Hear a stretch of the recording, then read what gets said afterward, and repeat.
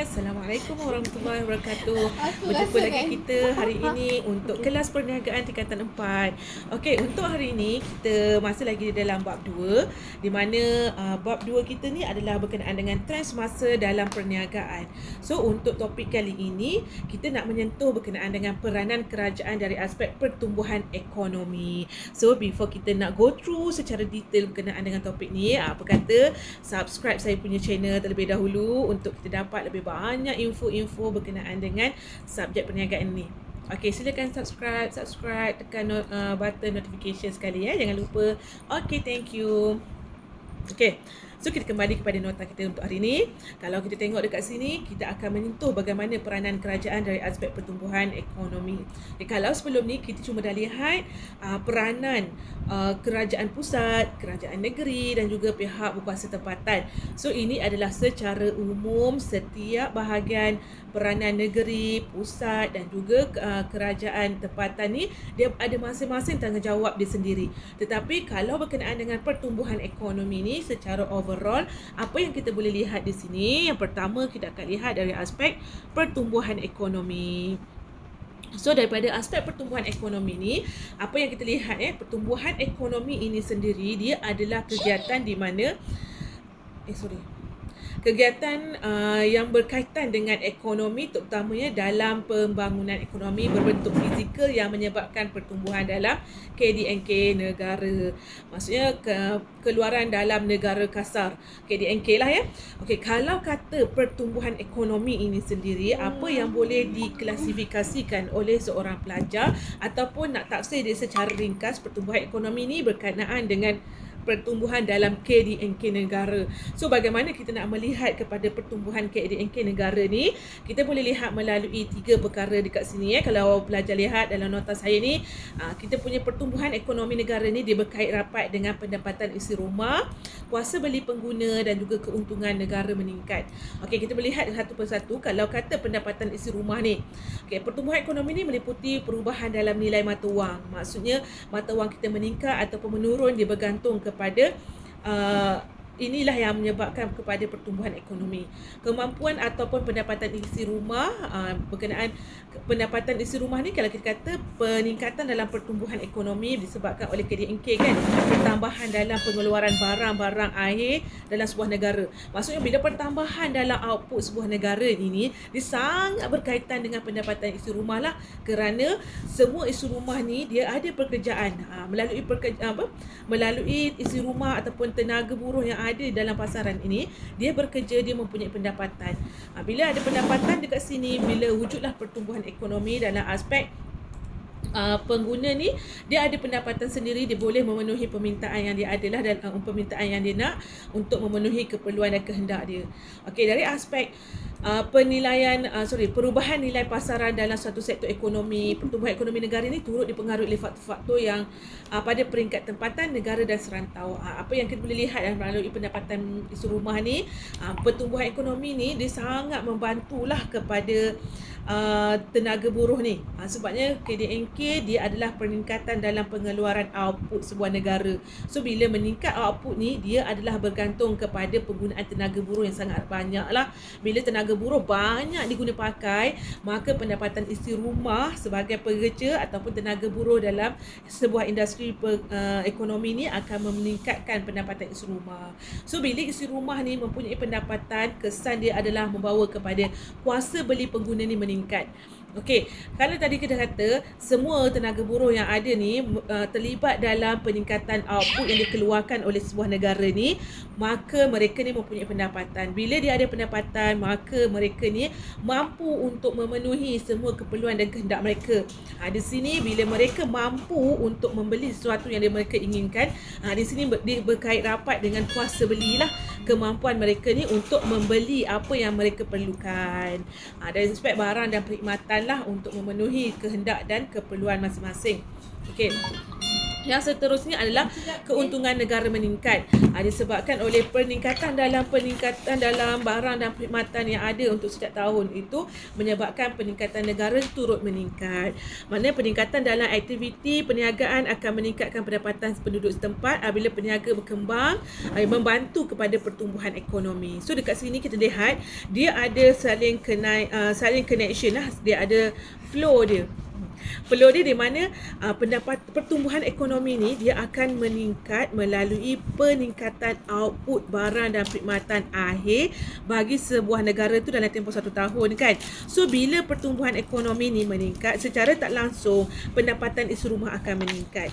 Bila pendapatan isi rumah ni meningkat, kuasa beli kita juga akan turut meningkat untuk kita memenuhi keperluan dan kehendak kita terhadap barang dan perkhidmatan yang disediakan dalam pasaran. Okey, melalui peningkatan kepada kedua-duanya tadi, pendapatan isi rumah meningkat, perniagaan berkembang maju disebabkan oleh permintaan yang wujud di dalam pasaran, maka dia akan menyumbang kepada pertumbuhan keuntungan negara. Untung negara kita juga turut akan meningkat. So itu adalah apa yang kita lihat dari aspek pertumbuhan ekonomi. So keyword untuk pertumbuhan ekonomi di sini adalah peningkatan dalam pengeluaran barang-barang akhir untuk sebuah negara dalam tempoh 1 tahun. So kalau kata pertumbuhan ekonomi ni dia akan meningkat apabila keluaran dalam negara tu semakin meningkat di setiap tahun. So setiap tahun meningkat pengeluaran negara, maka pendapatan isi rumah akan meningkat, kuasa beli akan meningkat, pertumbuhan ekonomi turut meningkat disebabkan keuntungan yang terlampau banyak dalam sebuah negara tu. Okey. Okey, ini antara insentif kerajaan lah, apa yang kerajaan boleh bantu untuk pastikan pertumbuhan ekonomi negara kita ni sering berkembang lah. Kalau kita lihat negara kita mengalami keadaan COVID pada tahun lepas sehingga sekarang kan, banyak sektor ekonomi yang tak dapat dijalankan. So dekat sini pelbagai insentif yang kerajaan berikan kepada masyarakat untuk memastikan ekonomi kita sentiasa bertumbuh. Kalau kita tengok dekat sini kita ada insentif program subsidi upah. Lepas tu kerajaan ada letakkan program insentif pengambilan kerja dan bantuan latihan. Kemudian kerajaan ada meletakkan program kemahiran dan peningkatan kemahiran, menarik taraf portal perkhidmatan pekerjaan negara. Lepas tu kerajaan ada buat apa lagi ni? Perlindungan sosial dan latihan bagi perkembangan ekonomi, GIG, GIG tu. Kemudian kerajaan ada memberi insentif pengaturan kerja fleksibel. Dekat sini pelbagai insentif ni kerajaan dia cuba bantu kepada kalau kita lihat dekat sini lebih kepada syarikat-syarikat lah supaya dia boleh beroperasi dan tidak membuang pekerja-pekerja yang sedia ada untuk memastikan pertumbuhan ekonomi dalam negara. Okey, ini apa yang kita dapat lihatlah secara realitinya. Situasi yang sekarang ni dialami ni, banyak sangat insentif yang diberikan oleh kerajaan untuk memastikan pertumbuhan ekonomi negara kita sentiasa bertumbuh lah. Okey. Seterusnya kita nak tengok kepada yang terakhir lah untuk topik ni. Apa yang kita nak tengok adalah peranan kerajaan dari aspek ekonomi. Kalau kita tengok dekat sini, kita ada 3 peranan kerajaan dari aspek tempatan, peringkat negara dan juga peringkat serantau. Kalau kita tengok dari aspek tempatan ni kat kawasan kita lah kan, kawasan dalam negara kita ni, mana kalau kata dalam tempatan ni biasanya kerajaan ni akan mewujudkan perkembangan wujud dalam perkembangan perniagaan pada peringkat tempatan yang akan membantu meningkat pendapatan penduduk setempat. Maksudnya dekat sini kerajaan banyaklah membantu IKS, perindustrian kecil ni supaya berkembang dengan pelbagai lah insentif dia supaya aktiviti perniagaan tu dapat berkembang. Dalam masa yang sama, masyarakat setempat ni dia mempunyai pekerjaan. Daripada aspek pekerjaan tu dah wujud, maka akan wujudlah pendapatan masyarakat kan. Bila pendapatan wujud dekat situ, kuasa beli masyarakat pun turut meningkat. Okey, kalau kita tengok lagi kat sini, bila penduduk setempat ni mempunyai pekerjaan, maka mereka ni boleh berbelanja lah dengan melalui pendapatan yang peroleh. Bila berbelanja tu, bila masyarakat berbelanja, maka wujudlah pertumbuhan ekonomi. Kalau dari aspek peringkat negara pula, kalau kita lihat ekonomi dari aspek kewangan ini, dia akan diuruskan oleh Bank Pusat. Okey, melalui pertumbuhan ekonomi ni, dia nak kawal pertumbuhan ekonomi ni, kerajaan dia ada dasar dia. ada dua dasar dekat sini, iaitu dasar fiskal dan juga dasar keuangan. Kalau dasar fiskal ni mana kerajaan dia akan mengubah dia punya perbelanjaan kerajaan, dan yang kedua dia akan menstrukturkan semula cukai. Ada dua je tools ataupun alat yang diguna pakai dalam dasar fiskal. Kalau perbelanjaan kerajaan ni macam sekarang ni ekonomi kita berlaku kemelesetan. So banyak kerajaan wujudkan insentif-insentif tertentu untuk memastikan pertumbuhan ekonomi negara kita ni bertambah majulah. Itu adalah kita panggil sebagai insentif perbelanjaan kerajaan untuk menstabilkan keadaan ekonomi negara kita menggunakan dasar fiskal. Apa yang kita sebut tadi sebagai perbelanjaan kerajaan. Dalam situasi ekonomi meleset sekarang ni, kerajaan akan meningkatkan perbelanjaan dia. Kalau dalam ekonomi inflasi, kerajaan akan kurangkan perbelanjaan kerajaan. Dan yang kedua di sini adalah penstrukturan semula cukai. Melalui dasar fiskal dia ada penstrukturan semula cukai. Cukai ini dalam keadaan kemelesetan sekarang ni, macam sekarang, kerajaan akan kurangkan cukai. Tapi kalau dalam keadaan inflasi, kerajaan akan tingkatkan cukai. Okey, dalam situasi ini bila kerajaan kontrol dasar fiskal melalui dua alat tadi, perbelanjaan kerajaan dan juga cukai ini, dia akan mempengaruhi permintaan dalam pasaran. Okey, itu dasar fiskal yang mana kerajaan akan kawal menggunakan dasar fiskal ni untuk memastikan kestabilan dalam ekonomi negara dia. Okey, kalau dasar keuangan ni pula, kerajaan dia mengawal penawaran wang dalam pasaran, yang mana tugas dasar keuangan ni dimanipulitkan oleh Bank Pusat. Okey, antara dasar keuangan yang boleh diguna pakai untuk mengawal keadaan keuangan dalam negara adalah meningkatkan kadar faedah ataupun kadar bunga, interest rate dalam pasaran. Kalau kata interest rate ni tinggi, maka dia akan banyak saving. Orang akan banyak saving ataupun orang ni tak akan banyak untuk membuat loan. So dalam situasi ni, penawaran wang dalam pasaran dapat dikawal.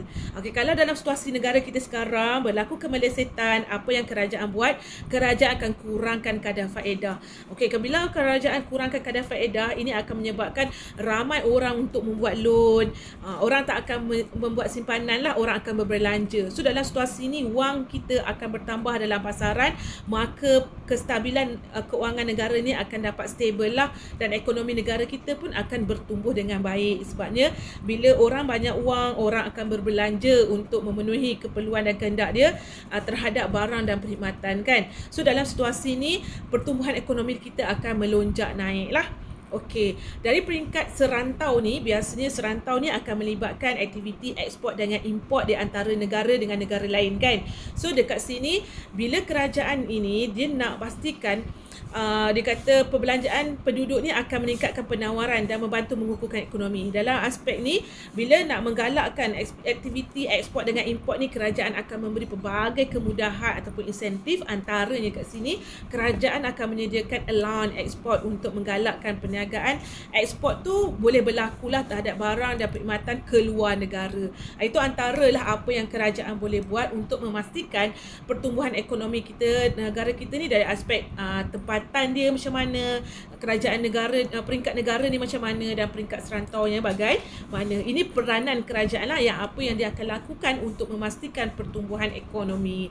Kalau awak ingat lagi, pertumbuhan ekonomi ni adalah antara salah satu daripada objektif makroekonomi yang kita dah belajar sebelum ni.